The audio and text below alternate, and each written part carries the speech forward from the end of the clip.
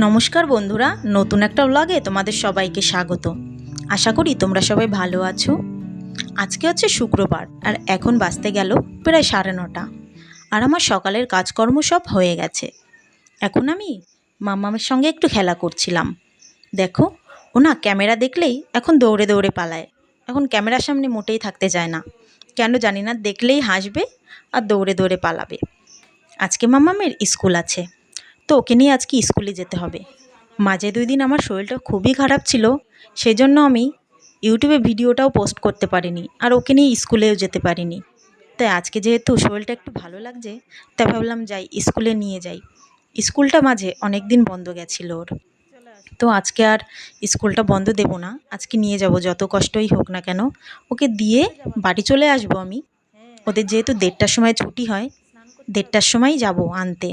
সকালে তো যেমন তেমন রান্নাটা হয়ে গেছে, সেদ্ধ ভাত করেছি, কিন্তু দুপুরবেলা কী রান্না করব বুঝতে পারছি না। কারণ মটরটা আমাদের খারাপ হয়ে গেছে আর ঘরে মোটরে একটুও জল নেই, জানো না। খুবই কষ্ট হচ্ছে, আর আমাদের রান্নাঘর থেকে কলপাটটা বেশ দূর, তো থালা বাসন নিয়ে টানাটানি করতে না খুবই কষ্ট হয়। তাই আমি ওর বাবাকে বললাম, তুমি আজকে স্কুল থেকে খেয়ে এসো, আর আমি বাড়িতে যা আছে একটা কিছু করে নেব, কারণ থালা বাসন অনেকগুলো হলে না মাজতে অনেক কষ্ট হয়।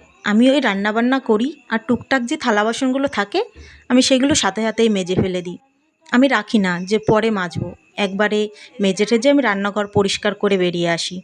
কারণ কি বলো তো, নোংরা থাকলে না দেখতেও ভালো লাগে না, আর আমার মনের মধ্যে ছটফট করে কোন সময় আমি রান্নাঘর পরিষ্কার করব। আর যেই ঘর যেমনই থাকুক না কেন, রান্নাঘরটা পরিষ্কার না থাকলে আমার একটুও ভালো লাগে না। আর দেখতে পারছো এই যে ওর বাবা গেছে ওকে নিয়ে ব্রাশ করাতে। ওর ব্রাশ মোটেই করতে চায় না, ও জোর করে করে ব্রাশ করাতে হয়। আমি ওর বাবাকে সকালবেলা বলি, তুমি ব্রাশটা করিয়ে স্নান করিয়ে দাও, আমি ওকে রেডি করিয়ে খাইয়ে দেব।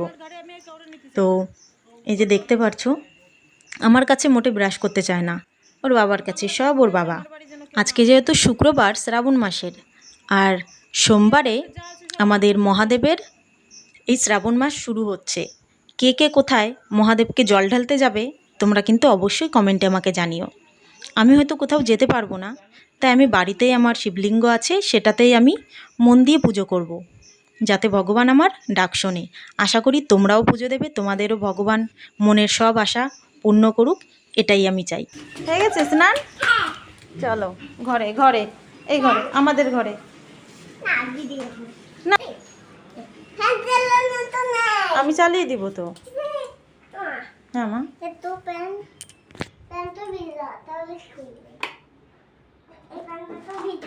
আমি চেঞ্জ করিয়ে দিব এক্ষুনি।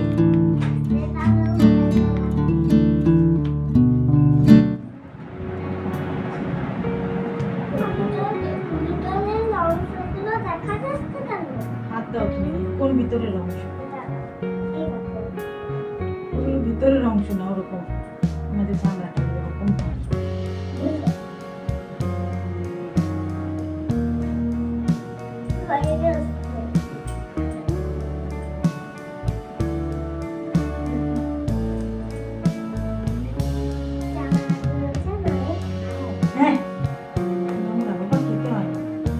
পাগল নাকি? তুমি তো মনে হচ্ছে একদমই পাগল।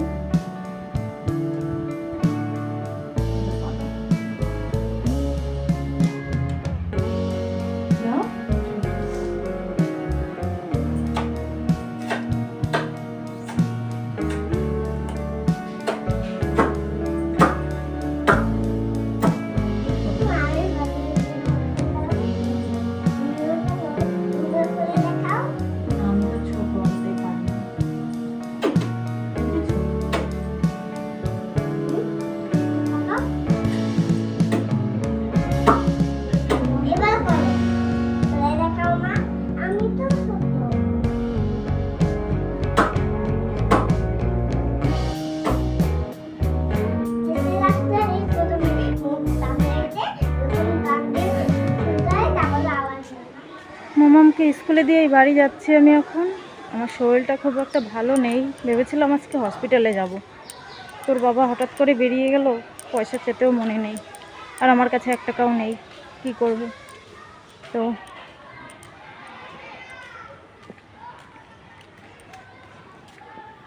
আজকে গরমও পড়েছে প্রচণ্ড পরিমাণে। আর আজকে আরেকটা কাণ্ড হয়েছে, বাড়িতে মোটরের লাইনটা যেন কি হয়েছে, সকাল থেকে ট্যাঙ্কিতে জল নেই, বাড়ি গিয়ে কি করব তার নেই ঠিক। তো চলো দেখি বাড়ি যাওয়া যাক।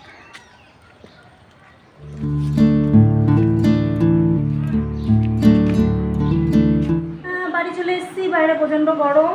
দেখো দেখো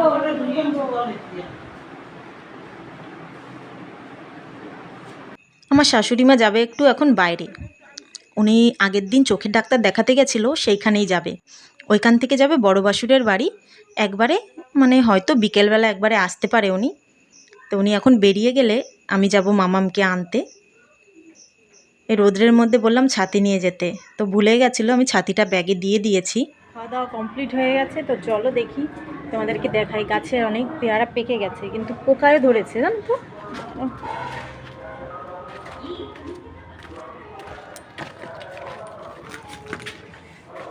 এই দেখো এই পেয়ারাটা পেকে গেছে, এটার মধ্যে রাখি। আর এই দেখো একটা,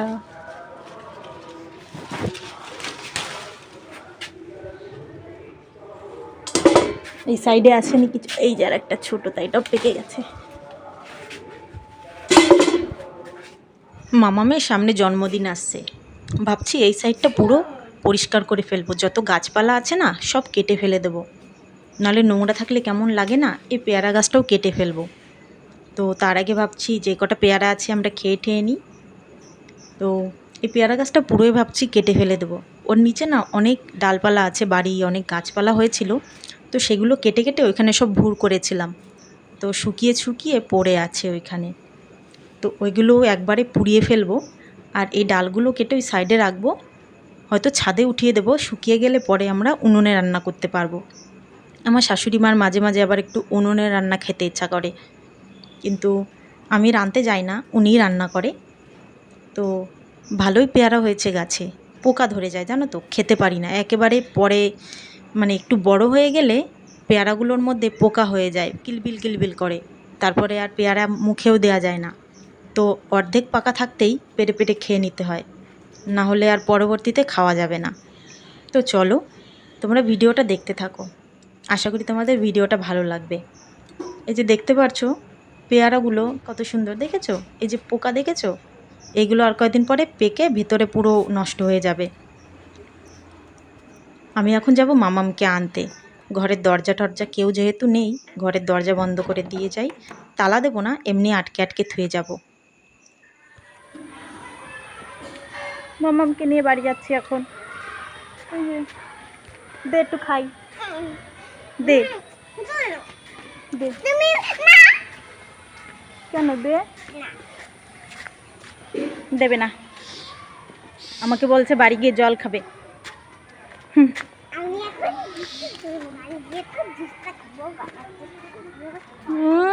বাইরে মেঘ করেছে, মেয়ে বলছে মা বাইরে মেঘ, আমি জামা কাপড়গুলো তুলে আনি। তো বাইরে গেছে জামা কাপড় তুলতে। তো এইটুকুনি মানুষ অনেক কাজ করে দেয় আমাকে ছোট ছোট। তো বন্ধুরা চলো আজকের মতন ব্লগটা এখানে শেষ করব। ভালো লেগে থাকলে একটা লাইক আর কমেন্ট করতে ভুলো না। সবাই ভালো থেকো, সুস্থ থেকো। পরবর্তী ভিডিওতে আবার তোমাদের সঙ্গে দেখা হচ্ছে। সবাইকে টাটা।